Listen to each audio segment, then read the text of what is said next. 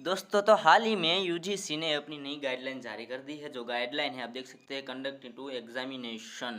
जो last semester के student है उनके लिए भी जो एग्ज़ाम करने की है उनके लिए भी यूजीसी ने नई गाइडलाइन जारी कर दी है। और आप गाइडलाइन की बात करें कि किस तरह से गाइडलाइन होगी, एग्ज़ाम किस तरह से होगी, सीटिंग अरेंजमेंट किस तरह से होगी, किस बात का ध्यान दिया जाएगा, इन सब को लेके हाल ही में बहुत बड़ी गाइडलाइन आई है। आप देख सकते हैं पूरे 8 पेज है। अभी आप देख सकते हैं पूरी कितनी बड़ी गाइडलाइन है अभी। तो इन सब के बारे में हम बात करने वाले हैं। पर ये सभी इंग्लिश में, हम हिंदी में आपको बहुत अच्छी तरह से समझा देंगे क्योंकि इंग्लिश में आपको थोड़ी प्रॉब्लम हो सकती है।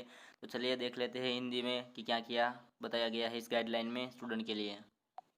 दोस्तों तो सबसे पहले हम बात कर लेते हैं कि सीटिंग अरेंजमेंट हमारी किस तरह से होगी। तो आप यहाँ पे देख सकते हैं कि एक एक पर्सन, जो आपके कैंडिडेट का रोल नंबर होगा, वो यहाँ एक एक पर्सन के जहाँ पर बैठ जाएगा। उसके बाद एक जगह खाली रखेगी। उसके बाद थोड़े डिस्टेंस पर दूसरा पर्सन। इस तरह से हमारी एग्ज़ाम का कैंडिडेट की जो अभी सीटिंग होगी, सीटिंग अरेंजमेंट इस तरह से होगी। मतलब कि एक के बाद एक जगह खाली छोड़ी जाएगी, उसके बाद एक जगह खाली, एक पर्सन के बैठने के बाद एक जगह खाली, दूसरे पर्सन के बैठने के बाद एक जगह खाली। वैसे ही पूरी की तरह के आप हॉल में देख सकते हैं, इस तरह का हॉल होगा हमारा। सीटिंग अरेंजमेंट पूरी इस तरह से होगी, एक के बाद एक का सीटिंग अरेंजमेंट होगा और उसके बीच, दोनों के बीच में हाल ही में गैप रखा जाएगा। ऐसी हाल अभी जो है न्यू गाइडलाइन है, ये इसके तहत ऐसा बताया जा रहा है। दोस्तों तो जो हमने ऑफिशियल लेटर देखा था, ये उसी का अभी हिंदी वर्जन है। अभी आप देख सकते हैं, MHRD फाइनल एग्जाम पर SOP, हमने जो आपको दिखाया था 8 और 9 पेज वाला, वो SOP हाल जारी कर दिया है। और किसके लिए था? कॉलेज छात्र के लिए आई जरूरी गाइडलाइंस के बारे में था, जिसके बारे में हम बात करने वाले हैं। देख सकते हैं आप, मानव संसाधन विकास मंत्रालय MHRD ने फाइनल ईयर और फाइनल सेमेस्टर एग्जाम के लिए स्टैंडर्ड ओपनिंग प्रोसीजर SOP और जरूरी गाइडलाइन जारी कर दी है। देश के सभी विश्वविद्यालयों की ऑफलाइन परीक्षा केंद्रीय स्वास्थ्य संस्थालय मंत्रालय द्वारा निर्धारित मानकों के अनुरूप कराई जाएगी।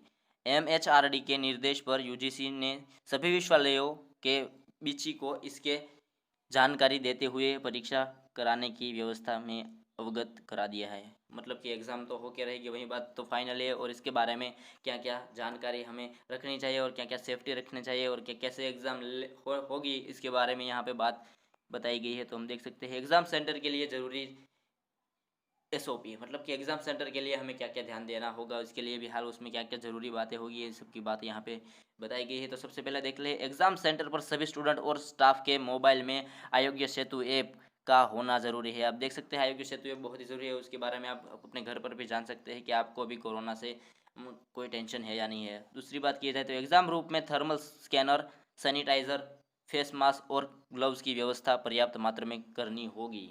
उसके बाद बात करते हैं, एग्ज़ाम सेंटर पर सभी छात्रों को नई मास्क दी जाएगी। मतलब कि आप पुरानी मास्क नहीं, आपको नई मास्क ही दी जाएगी। अटेंडेंस शीट पर साइन करने से पहले और साइन करने के बाद छात्रों को अपने हाथ सैनिटाइज करने होंगे।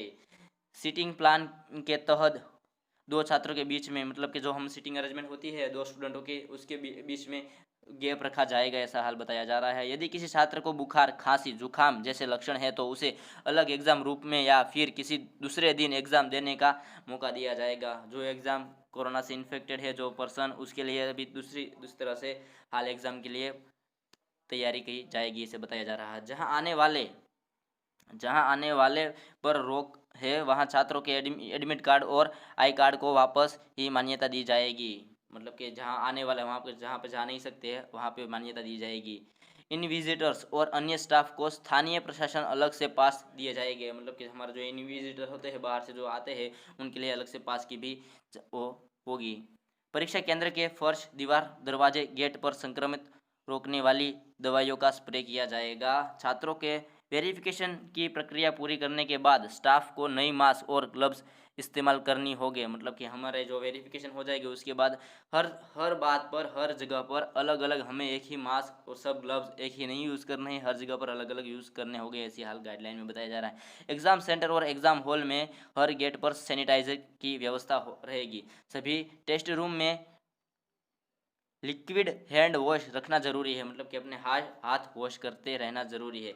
एग्जाम हॉल के सभी डेस्क और चेयर पर शिफ्ट के बाद सैनिटाइज की जाएगी, मतलब कि आप जहाँ पे बैठने वाले हो वहाँ पे हर वक्त सैनिटाइज की जाएगी। सभी वॉशरूम समय समय पर सनराइज किए जाएंगे। परीक्षा केंद्रों के सभी दरवाजे, रेजिंग, चिड़िया और लिफ्ट आदि को सैनिटाइज किया जाएगा। स्टाफ को सेल्फ डिक्लेरेशन सबमिट करना होगा, मतलब कि स्टाफ को डिक्लेरेशन मतलब कि उन्हें बताना होगा कि हमें आने में कोई पाबंदी नहीं है। हर एंट्री स्पाइडर पर टेम्परेचर चेक किया जाएगा, मतलब कि आप जब भी कहाँ भी जाएंगे वहाँ पे आपकी जो डिग्री होती है अपने शरीर की वो टेम्परेचर चेक किया जाएगा। एग्ज़ाम स्टाफ में अगर किसी की व्यवस्था में कोई दिक्कत दिखाई देती है तो उसे तुरंत एग्ज़ाम सेंटर छोड़ना होगा, मतलब कि जो स्टूडेंट को भी ऐसा लगेगा कि अभी कोई खांसी बासी बहुत ज़्यादा किसी को हो जाए और किसी को लगता है कि अभी उसके अंदर अभी कोरोना के जैसे इन्फेक्टेड अभी आने लगे हैं तो उनको एग्ज़ाम छोड़ के वापस जाना होगा। एग्ज़ाम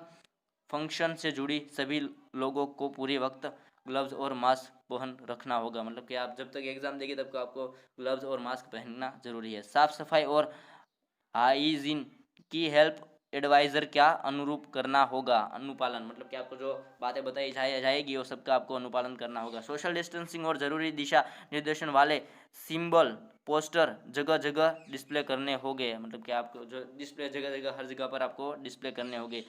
एंट्री और एक्टिंग पॉइंट पर छात्रों की भीड़ ना लगने का इंतजाम करना होगा। सभी गेट खुले रहनी जरूरी है। परीक्षा के दौरान छात्रों का लगातार हाथ धोने के लिए वॉशिंग स्टेशन की व्यवस्था रखनी होगी। फिजिकल डिस्टेंसिंग के लिए सेंटर पर पर्याप्त संख्या में रूम तैयार करने होंगे, मतलब कि आपकी जो सीटिंग अरेंजमेंट होती है एग्ज़ाम देने के लिए वहाँ दो स्टूडेंट के बीच में जो गैप होना चाहिए उसके लिए जो एग्ज़ाम होगी उसके लिए आपको पर्याप्त वहाँ की ध्यान रखना जरूरी है। पानी की सप्लाई पर खास तौर से ध्यान दिया जाएगा, ऐसा हाल में बताया जाए है। डस्टबिन की लगातार सफाई की जानी जरूरी है। शिक्षण संस्थान के ट्रांसपोर्ट व्हीकल, ऑफिशियल व्हीकल और बसों को लगातार सैनिटाइज करना जरूरी है, मतलब कि जो स्टूडेंट अभी आते हैं उनके लिए और जो शिक्षण संस्थान और सबके ट्रांसपोर्टर्स होगा उन सबको सैनिटाइज किया जाएगा। परीक्षा के बाद ग्लव्स और मास्क को पेडल पुल वाले डस्टबिन में डालना पड़ेगा। पेडल पुल मतलब कि उसके अलग से जो आप रखा जाएगा डस्टबिन उसमें डालना पड़ेगा। एग्जाम में शामिल सभी स्टाफ को रिकॉर्ड मीटिंग किया जाएगा। स्टाफ वेरिफिकेशन प्रोसेस लागू होगा, सबके लिए होगा। गाइडलाइन जारी करते हुए यूजीसी ने दोहराया है कि 6 जुलाई को आयोग की बैठक में ली गई फैसले के तहत सभी विश्वविद्यालयों को फाइनल ईयर और फाइनल सेमेस्टर के रेगुलर छात्रों और बैकलॉग पेपर के एग्ज़ाम 30 सितंबर तक पूरे करने होंगे, मतलब कि आप देख सकते हैं कि जो छात्र है उसकी 30 दिसंबर तक सभी की एग्ज़ाम हाल ही में हो जाएगी, ऐसा हाल बताया जा रहा है। दोस्तों तो आज की वीडियो में सिर्फ इतनी ही माहिती थी। अगर आपको ये हमारी इन्फॉर्मेशन अच्छी लगी हो तो हमारी चैनल को सब्सक्राइब कर दीजिए, क्योंकि यूजीसी से जुड़ी हर एक गाइडलाइन हम आपको बताते रहेंगे। तो मिलते हैं नई वीडियो के साथ।